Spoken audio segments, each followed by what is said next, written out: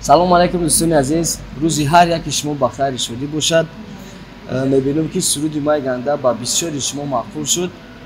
аз ҳамин сабаб мо тасмим гирифтем ки як озмун эълон кунем. озмуни мо чунин аст: мисли ҳар вақта шумо метавонед дар ҳамин суруд яъне ки худро сабт кунед ва бо хештаги мои гандара ва маро Фаридуни Хуршед Диловари Мизробро отметид кунед. озмуни мо то рӯзи 12 феврал аст.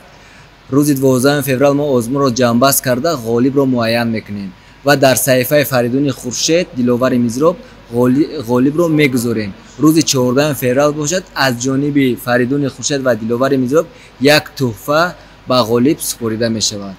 зинда бошед. аз ҳамин сабаб беҳтарин видеои худро сабт кунед, дар саҳифаи худ гузоред. зинда бошед.